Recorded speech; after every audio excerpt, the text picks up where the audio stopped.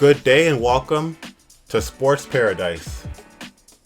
I'm Dub, short for Big Dub, and remember, you are part of nature, and no one can prevent you from speaking and acting in harmony with it at any time. You are in control. Today is going to be finally the MLB award show prediction. But before that, we're going to talk about a bit of results from the NHL and NBA. We'll update the results from the Miami Open. And then it'll be time. MLB opening day eve. I'm going to give all my predictions for the major awards, the division winners, and the World Series. So let's get started. Last night in the NBA, there were only 4 games. Even though there are only 4 games, I would say they're pretty big games for as the season starts to wrap up and we get near playoff time. All the teams are trying to ensure they're in a good spot. It was all playoff teams playing last night too, so it was good. The Warriors were in a must-win game last night.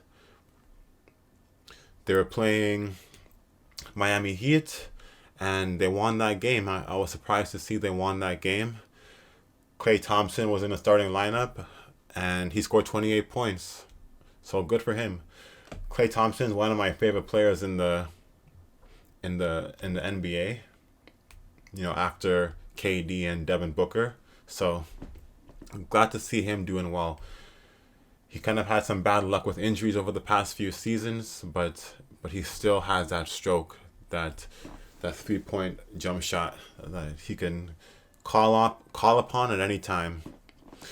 The Heat were without Jimmy Butler, and that probably took a toll as to why they lost like pretty easily. They're kind of blown out. I saw Jimmy Butler. He was with Neymar Jr. at the Miami Open, sitting courtside. So maybe he was watching Alcaraz play yesterday. Hey, I don't blame him. If you can watch Alcaraz play at Miami, go ahead. But I'm sure he had a good reason. The Lakers last night, they were without LeBron. When I first checked the score, they were down by a lot. The Milwaukee Bucks were at home and they came out flying. Giannis was doing well. Dame was doing well. But there was a huge comeback. The Lakers won that game in double overtime. And without LeBron, they won a few games a few good games without LeBron, especially on the road. They beat Boston that time I mentioned yesterday, but yesterday I was like, I doubt they can beat Milwaukee. Milwaukee has to prove something, and they proved that they're really not those guys in the Eastern Conference. But hey, Boston also lost to the Lakers, so it happens, I guess.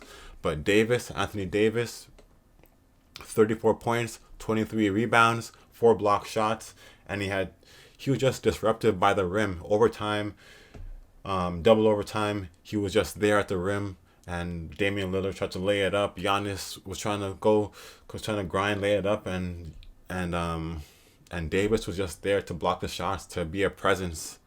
And if he can do that in the playoffs, I mean, the Lakers could do work, but the playoffs are a different story, and consistency is what Davis has been lacking pretty much his entire career. But besides Davis, D'Angelo Russell got 29 points, 12 assists. Reeves, 29 points, 14 rebounds, 10 assists, got a nice triple-double. He's on my fantasy team, so I was glad to see that, even though I'm up quite a bit in my fantasy league.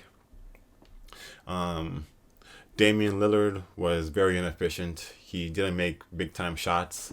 And, of course, when he made his one shot in, like, overtime, it's like Dame time, when he's gone 9 for 23. But I guess if you're clutch, you're clutch. And he made a big shot, so that's what he's supposed to do. But they still lost. He could have made a couple more shots, and they would have probably won. Giannis had a big game. He had a triple-double, 29 points, 21 rebounds, 11 assists. But he was only 1 for 6 from the free throw line, and that's been an issue with him for, his entire career. Free throws, being clutch down the stretch, making free throws, and that really costed them too. so he should practice. It was funny seeing LeBron when Giannis was at the free throw line late in like double overtime, I believe, and LeBron was on the bench in his plain clothes, counting 1, 2. You could see him. You could see him counting LeBron. It was funny. I'm surprised no one really like zoomed in on that, but it's funny when stars troll other stars. Cause remember, the Suns fans were counting every time Giannis was trying to count, make free throws in the NBA Finals that year. They were counting. The entire crowd was chanting. Besides that, OKC, the Thunder, all their stars played great, and they managed to win a game against the Pelicans on the road. Zion had a great game, but it wasn't enough. And led by Kyrie Irving and Luka Doncic, with some good help from Tim Hardaway Jr., the Mavs on the road, they really blew out the Sacramento Kings. So now the Mavs are on a 5-game winning streak, and the Kings are in the play-in tournament. They're like, out of the 4 teams in the play-in tournament, they're on top. So they're going to have to really start to win some games down the stretch, perform. Sabonis had a quiet night. De'Aaron Fox had a quiet night, but the Mavs just blew them out. So it was going to be a tough game either way. I thought it would be a high scoring game, but they got blown out. So that's okay. They got to win the next game. Like I said, I have Fox and Sabonis on my fantasy team, so hopefully, they'll do well. But they've been doing well all season long, so I'm not concerned.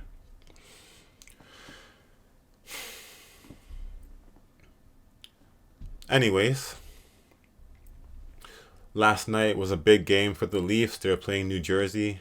In yesterday's episode of Sports Paradise, I was saying how New Jersey is trying to hold their playoff spot, trying to get into the playoffs, but I realized they're pretty far off. I thought that they were. I guess I was kind of confusing them with Carolina a bit. Well, Carolina's a good team, but New Jersey, they should be better. So I was surprised they're where they are. Like the Caps are ahead of them in the playoffs. But I still predict. I was like, like New Jersey. I wouldn't be surprised if they won that game because they have good goaltending. They have solid forwards, and I guess their defense is what was a problem this season. They don't have Dougie Hamilton. But yeah, goaltending. Jake Allen in the first period, he stopped around 25 shots and only allowed 1 goal. That was tough for the Leafs. Like every so often you face a hot goaltender, and that was Jake Allen yesterday. First period, faced 25 shots. In total, faced 42. Austin Matthews had 9 shots, and Jake Allen saved 8 of them. Matthews did score his 59th goal of the season. He's gonna get 60 pretty soon, so good for him. And Nylander also scored 2. He got his 40th goal, and good for him. While obviously 59 goals is more impressive than 40, Nylander has been consistent all season long, and he has more points than Austin Matthews. But obviously goals are what's important, and Austin Matthews' goals have been, not always gimmies, not easy goals. He's very good, obviously. But as you know, Ovechkin is my boy. So the Leafs, without Marner, they've been quite inconsistent, and Tampa Bay is playing tonight, and if they win that game, Tampa, they'll be just 2 points behind the Leafs for the 3rd spot in the Atlantic Division in the Eastern Conference. So the Leafs could end up in a wild card spot, which, depending, it might not be so good for them because either way they're gonna have to face Florida or Boston. Even if they make the wild card spot, they're gonna have to face Florida or Boston. So the Leafs, they have issues they gotta really deal with. But Marner could be the reason why they've been so inconsistent as of late. He's been out for like 6 straight games, and he's got to come back. But hopefully he's gonna be okay. So a big game last night also between Washington Capitals and the Red Wings, and throughout the entire Leafs game, the commentators were saying, "No, New Jersey, they're hoping that the Caps and the Red Wings, oh my God, they don't go to overtime." And of course they did go to overtime, and the Caps won 4-3. Ovi didn't score, but the Caps still won, so that's what matters. And I believe the next game that they play is going to be against the Leafs in Toronto. So that's going to be a big game. Austin Matthews might score a couple goals, so will Ovi. We'll see how that goes.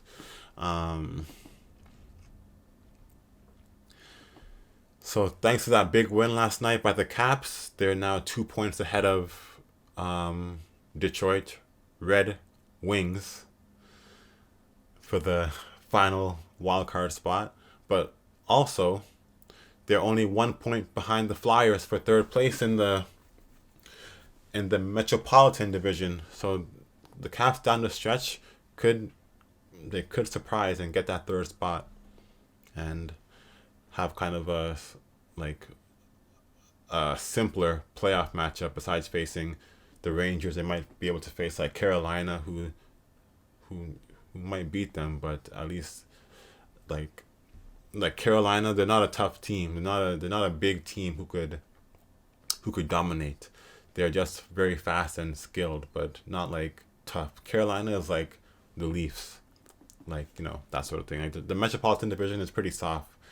Besides the Caps, but obviously I'm biased. The Caps, when the Caps were good, they were all around toughness, grinding and scoring goals. But like Rangers, Canes, they're kind of just not overrated, but good teams in the regular season. I don't trust them to go too far. I don't trust them to go too far, but. Last night also some big games. Boston Bruins beat Florida, so Boston is up in the Atlantic Division, up by 2 points now, looking to win President's Trophy, which obviously is a curse. Caps fans like myself would know that winning the President's Trophy doesn't mean anything. Especially last year, Boston won President's Trophy. They're pretty much like the Warriors, like 73-9, and they still lost in the NBA Finals. Like Boston had the best record by a landslide last season, and they still lost in the first round. They got lost in the first round. And the Rangers beat the Flyers, so that game was good for the Capitals, trying to get the third spot in the Metropolitan Division. So almost there, almost at our MLB predictions, trying to just go through all the recap of last night. In the Miami Open, like I mentioned, Jimmy Butler, Neymar courtside a bit for that. A lot of stars there. The quarterfinals for the men begin today. Sinner, who won yesterday, he was kind of put to the test, but he won rather smoothly in the end. He's back today, quarterfinal matchup playing Mashak from Czech Republic, and Daniil Medvedev is playing Jari, the quarterfinals. Alcaraz quarterfinals gonna be playing tomorrow. In the women's, the quarterfinals, like two of the quarterfinal matchups were last night. Rybakina versus Sakari. That was a great match. I was watching that pretty much, from start to finish almost, and Rybakina had some momentum. Sakari had some momentum, but in the end, Rybakina managed to win in 3 sets. And the way she won, like Sakari was trying to hype herself up, trying to get more momentum, and it was gonna be 5-4, or it was 5-4 in the third set, and then Rybakina is like, you know what, I'm just gonna end it right here, right now. No more. I don't want to go to play more. I gotta relax. I gotta go. I'm in Miami. I don't want to be playing. And first serve, bam. Sakari returned it out. Like hardly even caught up to it. Second, 15 love. Second serve, Rybakina ace, 30 love. Third serve, Rybakina ace, 40 love. Match point. Rybakina serve. Sakari hardly caught up to it and hit it out of bounds. Game set match. But that was good for Sakari because during that match she saved around five match points. So she was impressive, but Rybakina is too good. She hasn't been playing too much this season, so I would say she's relatively fresh. While Sakari has been going deep in tournaments of late, so. And Rybakina is obviously a higher seed, but it was like Sakari is 9, Rybakina is 4, but Rybakina is a good player. And Azarenka won her match last night too, and she's going to the semis. Today, Caroline Garcia is playing the American Collins, and Alexandrova is playing Pegula. And that's a matchup to see who's going to get to the semifinals. And we're going to see who wins. Not a lot of big names are left. Not a lot of high rankings except for like Pegula and Rybakina. So we'll see if those like 4 and 5 seeds can pull out a victory at Miami. MLB opening day eve starts now. First of all, like I said yesterday, news about Jordan Montgomery could come out at any second. And while I was just chilling, looking at my fantasy team with my teams who have Jordan Montgomery, one of them, I just saw Arizona, like beside his name, and I'm like, wait, what? So then I went to Twitter, typed in Jordan Montgomery, and bam, he signed a 1-year deal with Arizona Diamondbacks. Good for him. $25 million for one season. I don't know why it's so hard to get a long-term deal these days. Like I said in one of the episodes prior, it seems like they're treating these free agents this year like the starting, like the running backs in the NFL. But a 1-year, $25 million deal is good for Montgomery because he's 31 years old, and he's a good pitcher. So I'm not sure you'd wanna risk giving him too long of a deal, but also $25 million is kind of worth what he's worth, if that makes sense.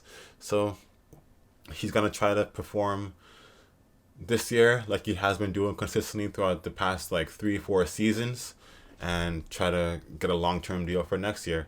But Arizona is a good match for him because they're a good team and they might be back in the playoffs. They have a good offense, so he should have a good record if he pitches to what he's known for pitching, like very, very well. And I'm glad he went to. I mean, any team who would have signed him would have probably been a contender, but Arizona's a good team for him. But he's gonna be in a tough division. A lot of good players in that division: Dodgers, Padres, San Francisco Giants, and Arizona. They're all pretty stacked with offenses and pitching, so it's gonna be a tight race. But we're gonna get to that shortly. So some of the major awards in the MLB. I'm not gonna name every player who's gonna win a Gold Glove or a Silver Slugger, but the major awards that's like individual are Manager of the Year, Rookie of the Year, the Cy Young, and the MVP. So we'll start with my predictions for the Manager of the Year for the NL and the AL.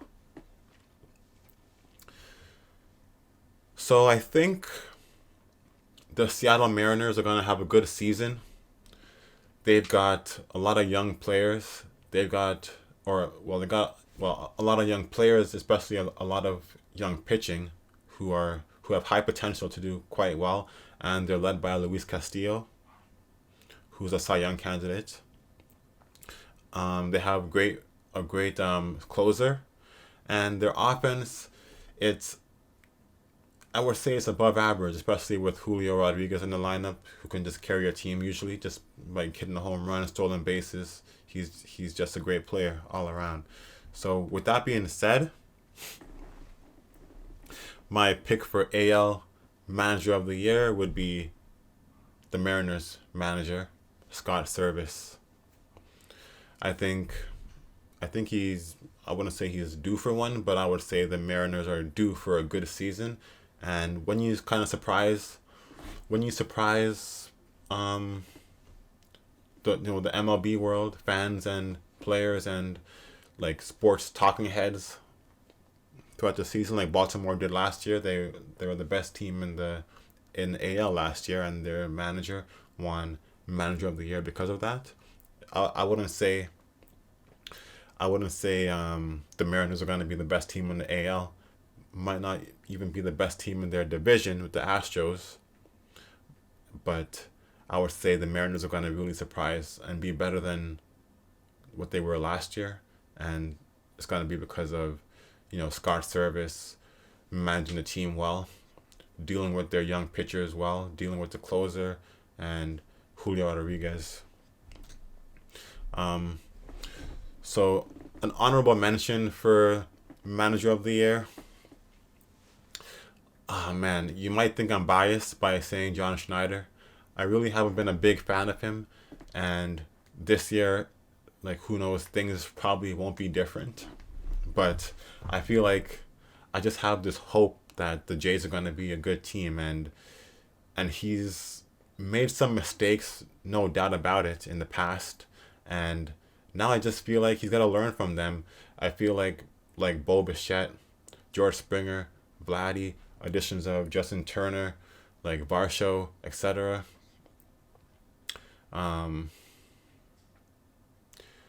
The Jays should have a good record, and John Snyder is going to be part of that if he can manage well. So I think he'll get some votes for Manager of the Year. Another honorable mention would go to Tigers manager AJ Hinch. He used to coach the Houston Astros during that time where they were allegedly probably stealing signs, and he was out of coaching for a bit, and now he's with the Detroit Tigers. The Tigers, they have a young team, but more importantly, they have good young pitchers. They have probably not a great offense, but like I don't think they might not even finish above 500, but I feel like they're gonna not be as bad as everyone thinks they're gonna be. I think they might do well this year. So honorable mention, AJ Hinch, but my AL Manager of the Year pick is Scott Service of the Mariners. As far as the NL goes, I think I gotta go with Bob Melvin, the Giants manager. Bob Melvin. The Giants, they made some good moves. They added Matt Chapman. They added Jung Ho Lee, who was another international signing, along with Yamamoto. He was Jung Ho Lee was like the second most coveted player this offseason from international signing wise. They have great pitching, and they have a good bullpen, and in a division like the NL West with all the stacked teams, Dodgers, Padres, Arizona Diamondbacks, if the Giants can have a good record, they're gonna definitely be recognized because their lineup isn't full of superstars. Their pitching isn't full of superstars, but it's just players who are good, who are above average, of course. And I think a couple of episodes ago I said, the Giants are a poor man's Padres, but the Padres are quite overrated usually, and the Giants are a team where they're either good or just above average. Like they haven't had a terrible season.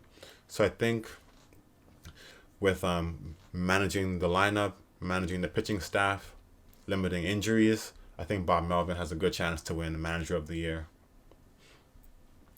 Honorable mention goes to the Cubs' new coach, Craig Counsell. He left Milwaukee this offseason and signed with the Cubs. The Cubs, they won their World Series, and they started to rebuild pretty much right away. But they have a couple of veterans to go along with their young players. Cody Bellinger, Dansby Swanson. Not only that, They have some good prospects like Pete Crow Armstrong and Matt Bush. So their offense shouldn't be terrible. The Cubs could have a winning record. I believe Craig Counsell is going to be a big part of that. It was a tough pick between Craig Counsell and Bob Melvin for NL Manager of the Year, but I think Melvin gets it. But Craig Counsell could get a few votes. They've got good prospects who he has to decide when to call up. Cade Horton, Ben Brown, those guys I just know, but I'm sure the Cubs have one of the best farm systems. So Craig Counsell is gonna eventually call up those guys and use them in ways where you'll be like, wow, like good moves by him and the organization. And another honorable mention, like even though the Diamondbacks made it to the World Series last year, their manager didn't win Manager of the Year, but because that it wasn't an award for a playoff performance. It was an award for regular season performance, and Diamondbacks they didn't have the best record in the MLB. They're kind of flying under the radar. No one took them seriously. But now that they made it to the World Series, there's going to be a lot of eyes on them. They have a good offense. They have a good pitching staff. Like I said, they added Jordan Montgomery. So if they can have a good record, I believe this time Torey Lovullo is going to have a lot of eyes on him. And if he does well, he gets some votes for Manager of the Year. But my pick for NL Manager of the Year is Bob Melvin. So AL, Seattle Mariners, Scott Service. NL, Giants, Bob Melvin. So the Rookie of the Year. I'm not 100% familiar with I haven't obviously I don't really watch minor league games. I just go off what their projections are, what their odds are, what people are saying about them. If they're starting up in the majors, they're going to be sent down to start the season. So I can't say I'm an expert of picking Rookie of the Year, but my AL Rookie of the Year prediction is from the Texas Rangers, and that's Wyatt Langford. I think based on what they're saying, he has power. He could hit for a good average and get a good on base percentage, and in a lineup like the Texas Rangers, he could be a great addition to getting RBI, to getting runs scored, and just coming up clutch in big moments. It's a long season, and he's gonna have to do it all year long. But I believe, just based on home runs alone, he can probably pull it through rather close. And I say it's a long season because an honorable mention for me are a couple of players who might not make Baltimore Orioles, Jackson Holliday. They sent him down to AAA to start the season, but he might be up, very soon if the Baltimore Orioles middle infield don't perform that well. They have Gunnar Henderson. He could play shortstop, third base, and Jordan Westburg, also a young guy who can play shortstop, second base. So Gunnar Henderson is a lock, but if Jordan Westburg comes out the gate struggling, Jackson Holliday could be up before you know it. So he might only miss a month of playing time. So Wyatt Langford it's gonna be a dogfight between those two. I would say sort of a long shot honorable mention. I wouldn't say it's exactly a long shot, but Ricky Tiedemann, he's also someone who's not gonna start the season with the Blue Jays, but right now they only have four pitchers who can consistently count themselves as being 1 through 4. Gosman, Chris Bassett, Berrios, and Kikuchi, and the fifth spot is up for grabs. It could be anyone. So to start the season, the Jays are going to have a player in the fifth position pitching, and based on consistency, based on how he does, that could decide how soon Ricky Tiedemann comes up, because Ricky Tiedemann is healthy, so he might just have a few starts in the minor leagues just to see how he performs then in some games, and if he's just like mowing down the lineup, making it look easy, they're gonna have to call him up and have no choice. I just feel like it's hard for pitchers to win Rookie of the Year because they don't pitch every day, so they have to be really exceptional to win Rookie of the Year, which Ricky Tiedemann is projected to be exceptional. And I don't think that the Baltimore Orioles can really, like, it's tough to have back-to-back Rookie of the Years. Gunnar Henderson won last season, but of course he deserved it. Jackson Holliday, if he plays well, he's going to deserve it, and Baltimore Orioles have the best farm system in baseball, so I wouldn't be surprised. But my pick is Wyatt Langford for AL Rookie of the Year. Throughout the entire preseason, I was going to pick for my NL Rookie of the Year, Yamamoto. And no, his performance in Korea, I don't think it totally impacted my decision to not pick him for Rookie of the Year. Like I said about Tiedemann, pitchers have to be really exceptional. So even if they get hit like just a few times, like hit around a few times, like Yamamoto in his first start, it's gonna be like they're gonna be looking at him and being like, well, he kind of got lit up a bit. He's been doing well, but he's kind of getting lit up a bit. And of course, hitters can go on cold streaks. It happens all the time, especially with rookies. So it's going to be tough. But my pick for NL Rookie of the Year is Milwaukee Brewers, Jackson Chourio.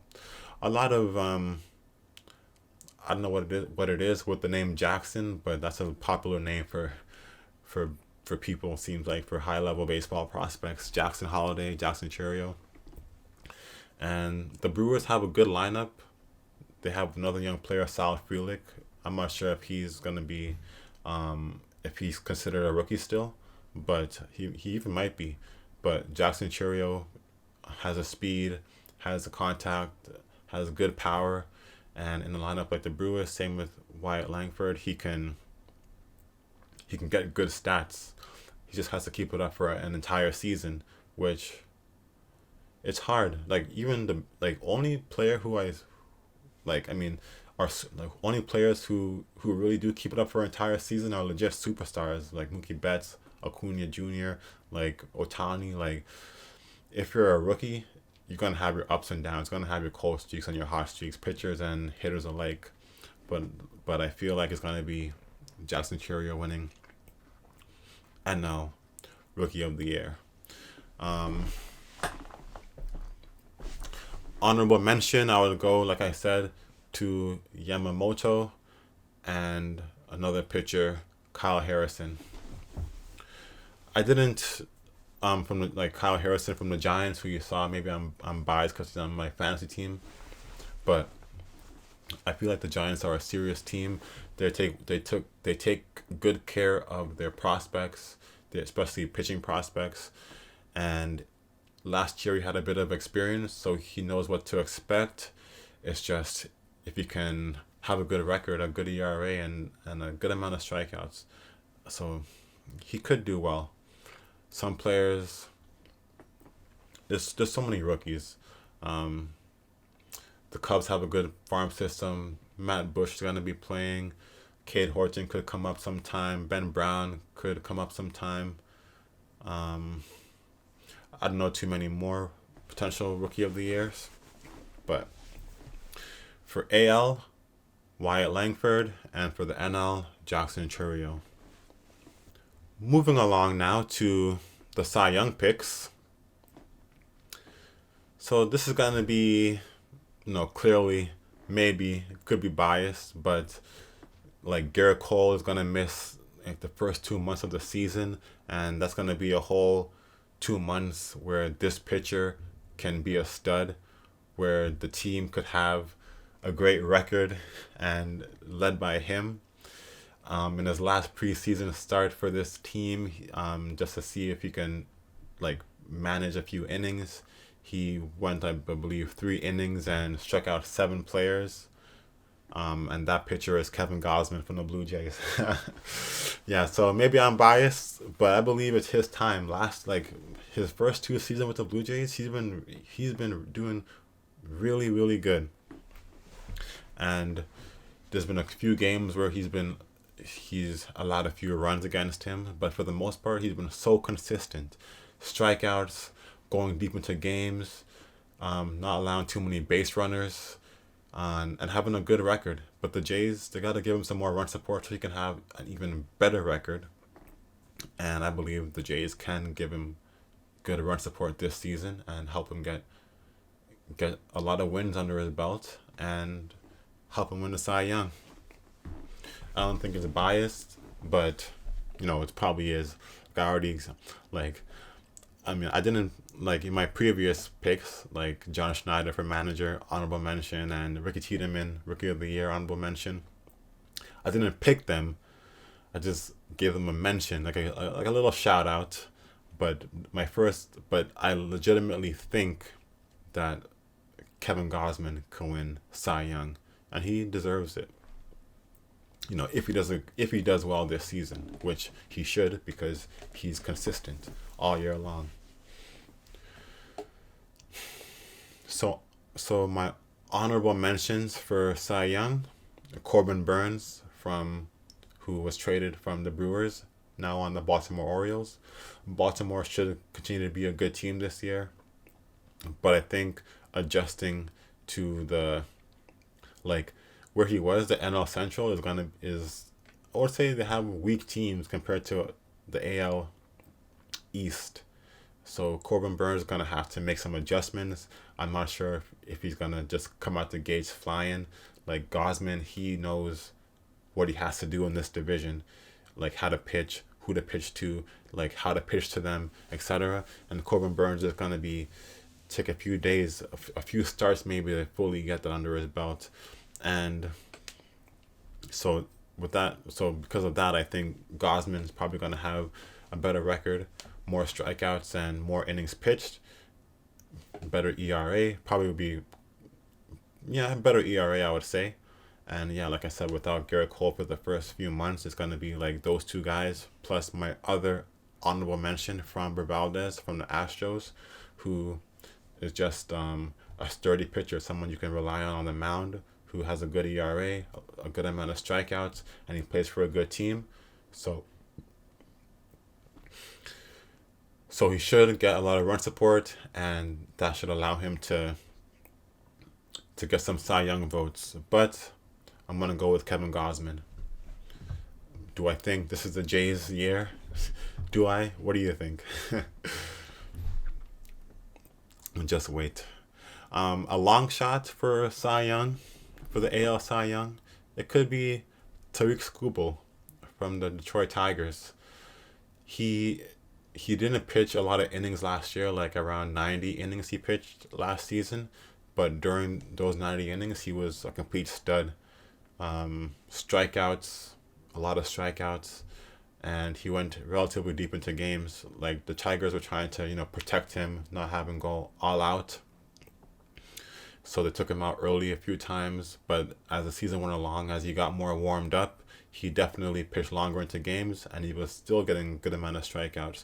So with Detroit trying to become better, with their new manager, AJ Hinch, and like a veteran like Jack Flaherty on the team who's kind of gone downhill in his career as of late, I think the Tigers can have a good pitching staff, and the ace is going to be a young man, Tariq Skubal. So he could be a long shot pick for the AL Cy Young Award.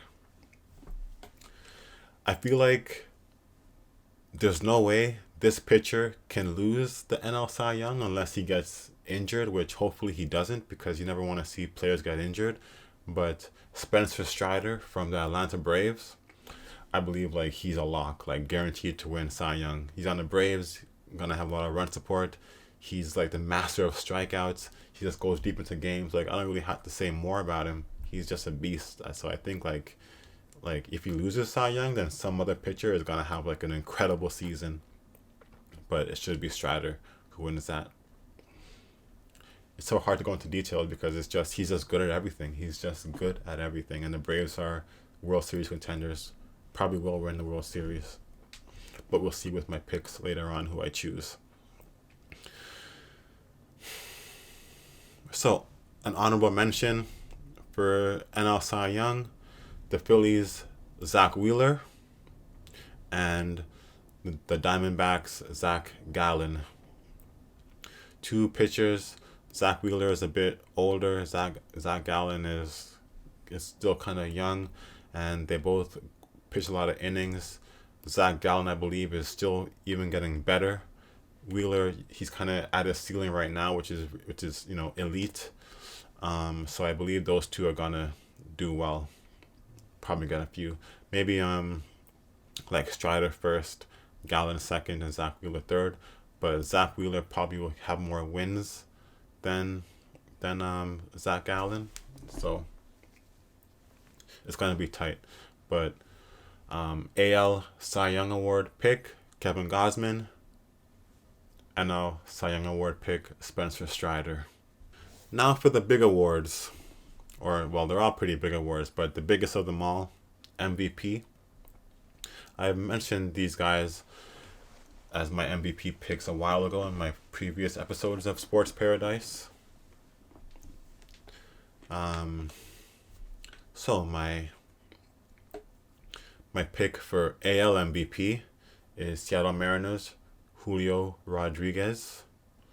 I think the Mariners are gonna have a great season, and I think that's gonna be led by Julio Rodriguez. Last year, he didn't have the year that everyone, like his rookie year, how he was absolutely, he was better in his rookie year than he was in his second season, but he was still quite good in his second season. So I believe that was just like a second year sort of getting used to things, kind of way. I believe Julio Rodriguez is going to be a big part of the Seattle Mariners lineup, making the playoffs, getting a good record. He's going to help the pitchers get a lot of run support. So I think he's going to win MVP. I would say an honorable mention can go to the Yankees' Juan Soto. He hasn't signed an extension yet with the Yankees, so this season he's gonna try to have an MVP season, and he always does have MVP caliber seasons. I just think that the Yankees won't have a good enough record, by their standards.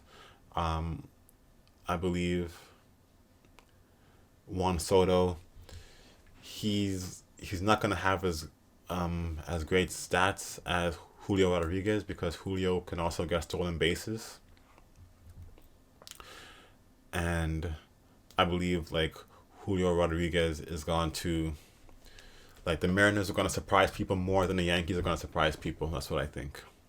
And another honorable mention, it's time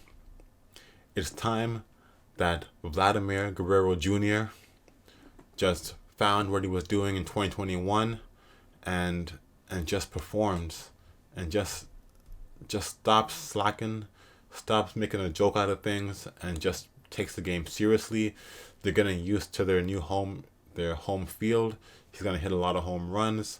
The Jays lineup from top to bottom should be decent enough for him to get runs scored, RBI. And he's a player who can get a good average and a good on-base percentage. I think Vladdy, it's his time to prove everyone wrong. He's pretty much been a bust besides his first full season, 2021, where they weren't even at home, and he hit 48 home runs, great average, a lot of RBI, a lot of runs scored.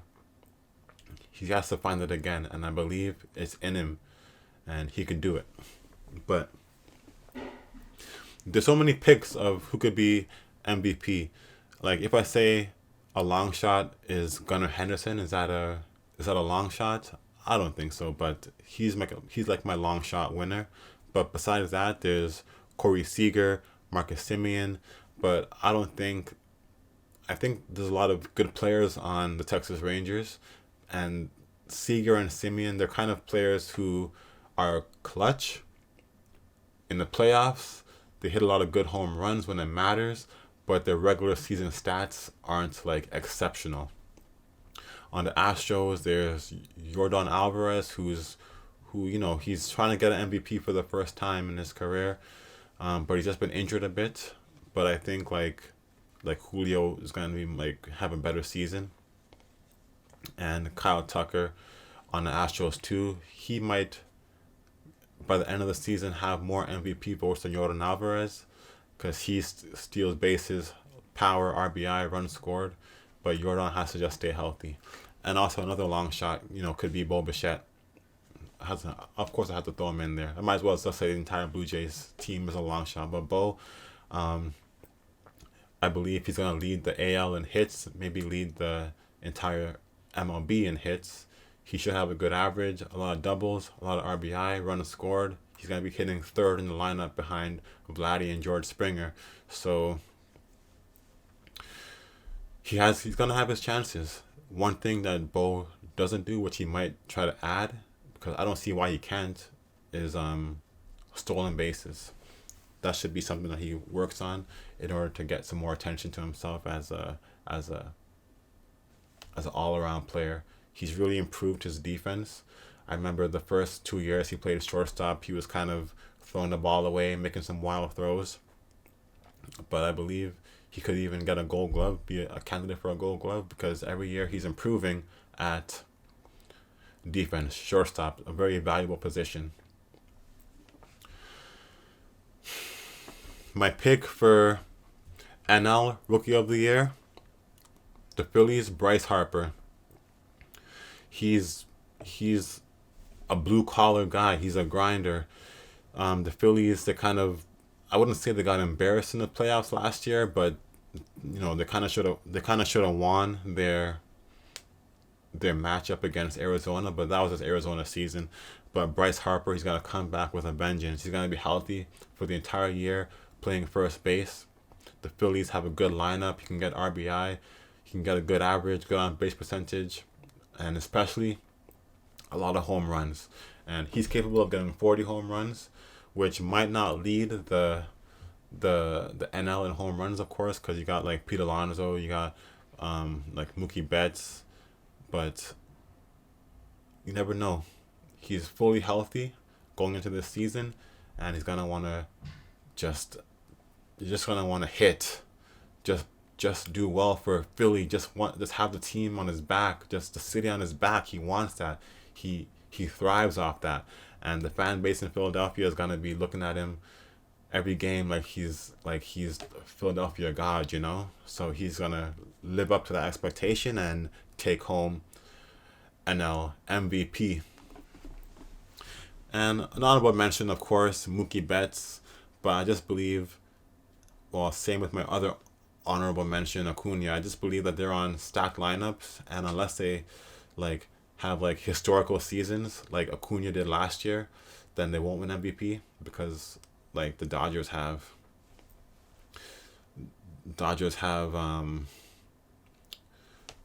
Shohei Ohtani, Freddie Freeman, Max Muncy, just players who are great. Acuna on Atlanta Braves, Ozzy Albies, Matt Olson, Michael Harris II, etc. Just players who are great. So Acuna won last year because he had a legitimate historical season, and he's gonna have to replicate that. And even if he does, it's gonna be he could have been back-to-back MVPs. It's been done before, like Shohei, Mike Trout, I'm sure. So on back-to-back maybe. But I hope he. Let's see. But I just think that Bryce Harper might get more votes, because people are gonna. It's just gonna be more popularity. I think this is a legitimate long shot pick for MVP, Corbin Carroll.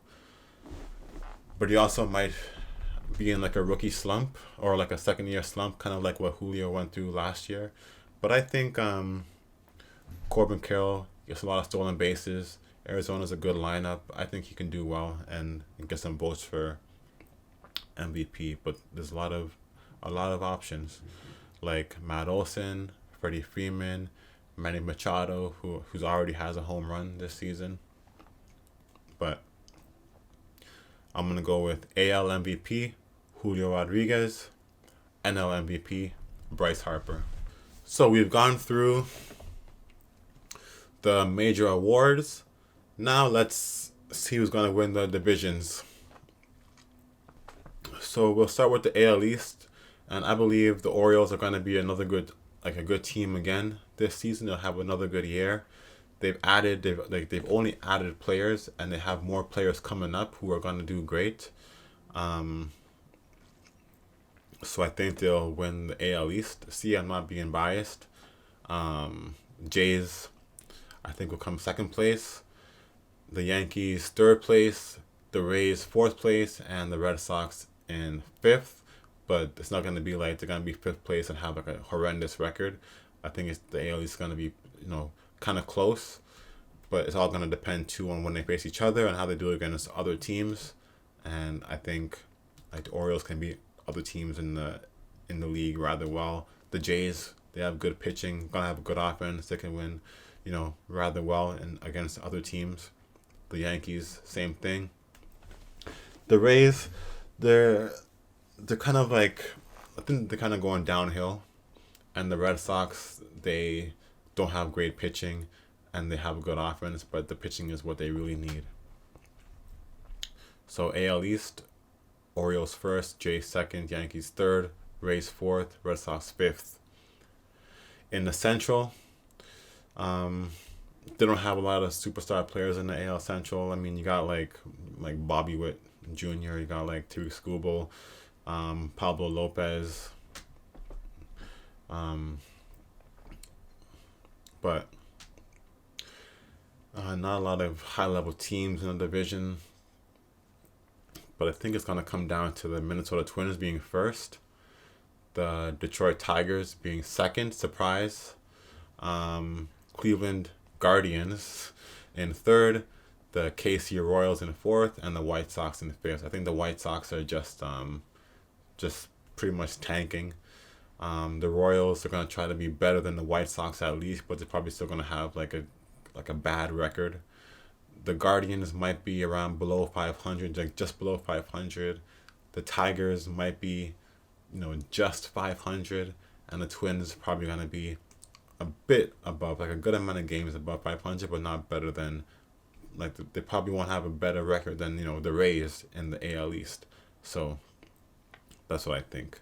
I think the AL Central is going to be the Twins first, Tigers second, Guardians third, Royals fourth, and the White Sox fifth.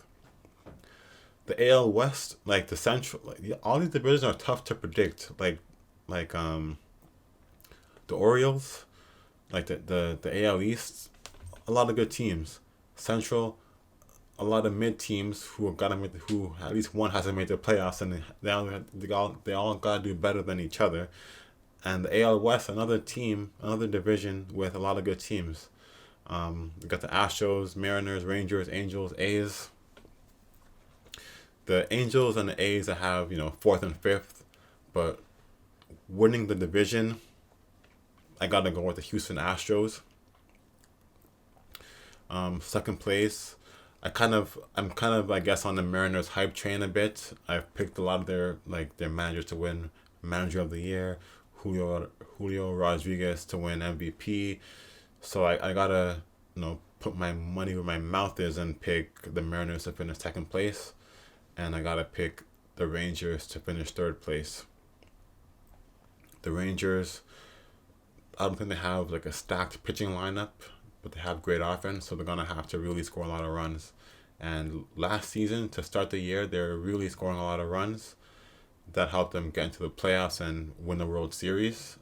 Adolis Garcia,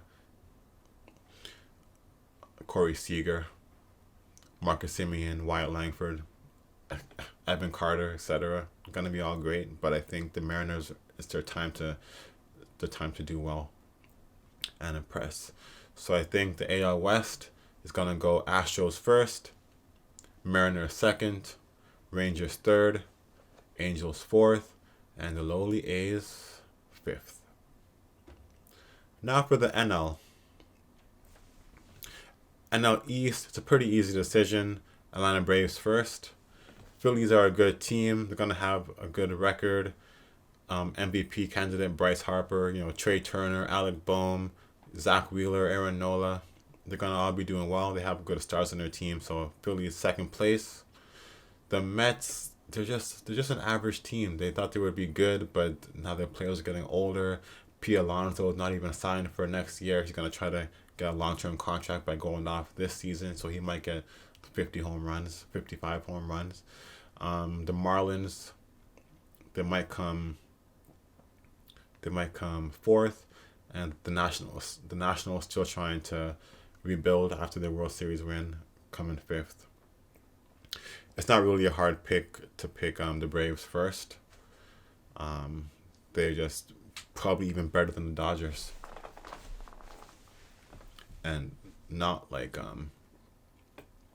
well, obviously Dodgers aren't overrated, but the Braves are like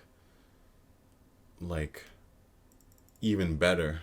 Like it's not, I wouldn't say their team is exactly paid for like the Dodgers team is. The Braves just have farm system, just made good trades, made a couple of good signings, but pretty much they're stacked. Like they're like kind of after the Dodgers, big three, Mookie, Freddie Freeman, Shohei. It kind of drops off a bit, but like the Braves lineup doesn't fall off like at all. Acuna, Ozzy Albies, Michael Harris, Matt Olson, then you got Austin Riley. Then you got that great pitching. Well, it's an easy pick to pick them to win the NL East. So my pick for the NL East: Braves first, Phillies second, Mets third, Marlins fourth, Nationals fifth. But I forgot to mention a long shot for my Cy Young is gonna be Jesus Luzardo. He could have a great season. The NL Central, I believe it's gonna be the Cubs coming in first. I think Craig Counsell is gonna have a lot to do with that. I think Dansby Swanson and Cody Bellinger are gonna have good seasons being leaders for the team. Their pitching staff, it might start off slow, but I think they're gonna have a good record. Like by the season's end, their prospects will come up and help them a lot. So I think the Cubs finish first. The Cardinals, they're always in it, and I think they'll finish second. It's gonna be very close. This division is gonna be very close. Third, I believe, is gonna be the Milwaukee Brewers. And fourth, Cincinnati Reds, and fifth, Pittsburgh Pirates. The Reds and the Pirates are still trying to find themselves, still trying to be consistent and get a good pitching staff. Like the Pirates have Skeens, who should come up this season. The Reds have Ellie De La Cruz. They're electric. It's like shortstop, but doesn't really have a good average. But he can be great. But the Cubs just gonna be more consistent. Cardinals always consistent. Goldschmidt, Arenado, and the Brewers, they're without some pitching. Like Woodruff is gonna be out. Their closer, Devin Williams. Well, he's an elite closer. He's gonna be out for some time, so I think it's gonna affect them a lot. So NL Central, Cubs first, Cardinals second, Brewers third, Reds fourth, Pirates fifth. On to the NL West. It shouldn't be a surprise. First place Dodgers, second place Padres, third place Giants, fourth place D-backs, and a long fifth place Colorado Rockies. It's going to be like all like four great teams, and just the Rockies with the worst record in probably the major leagues, along with the Oakland Athletics. But Dodgers, don't gotta say much about them.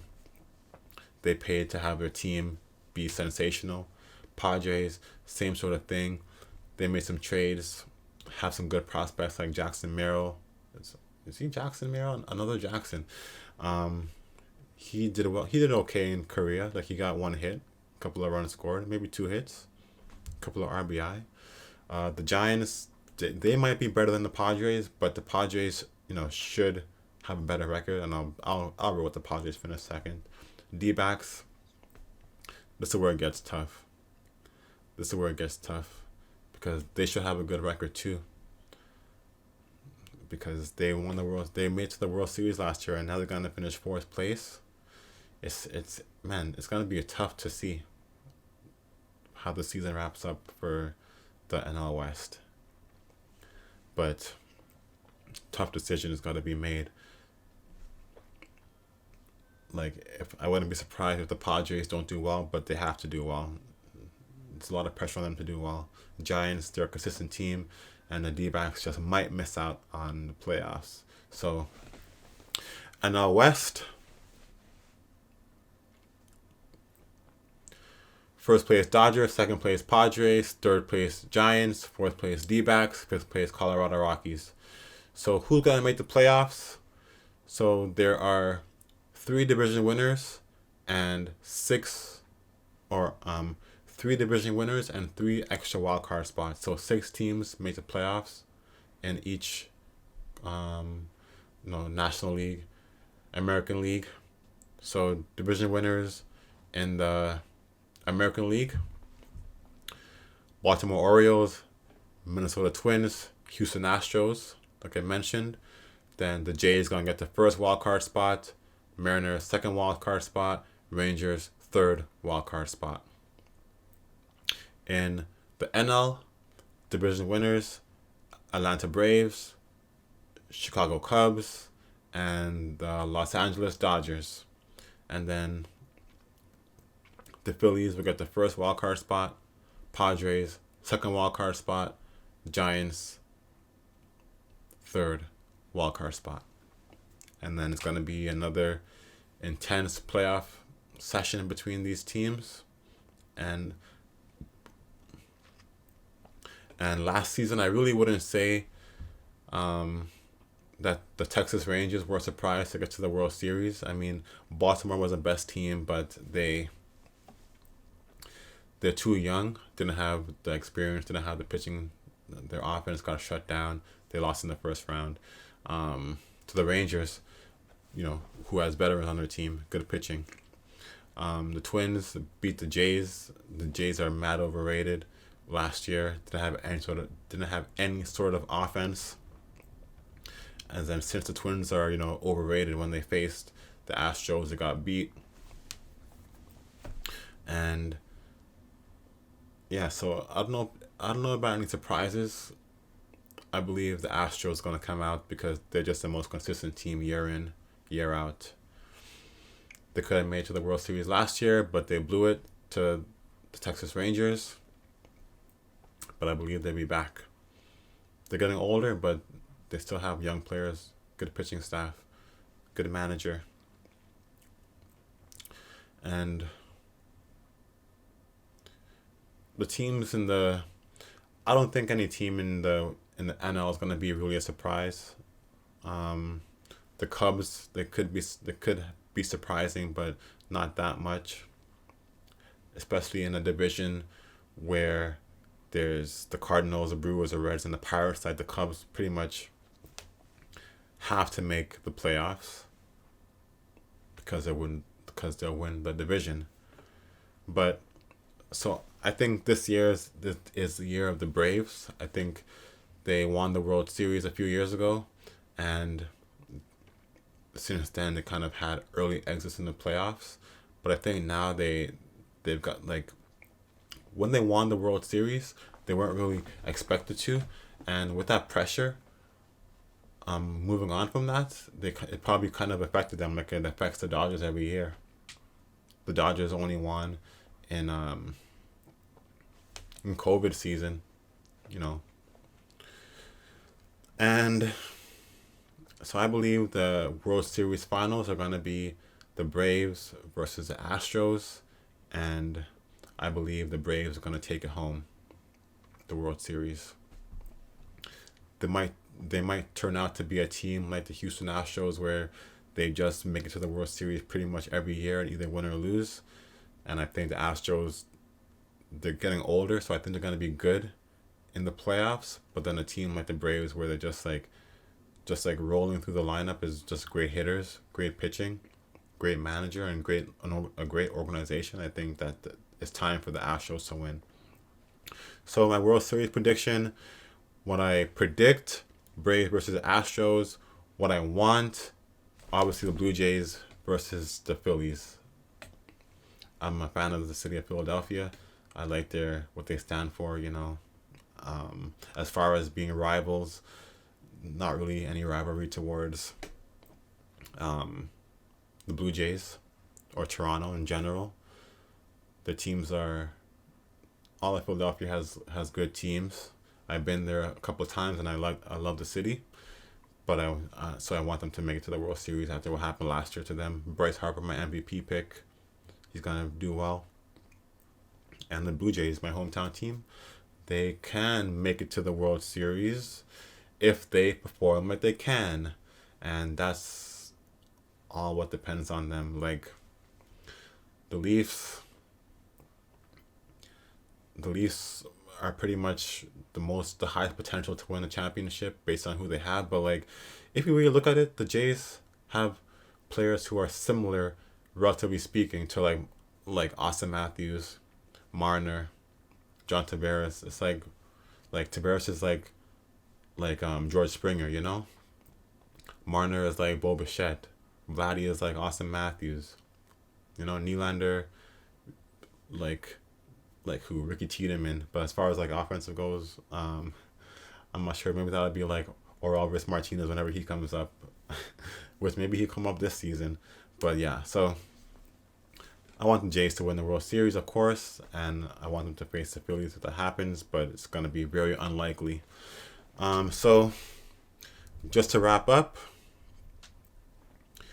once again, my World Series prediction. I'm going to come back and see this episode of Sports Paradise. I'll run the tape. Braves versus Astros. Okay. Finally, I gave my predictions for the MLB season. I've been trying to hold back on them for as long as possible, and now it's MLB opening day eve.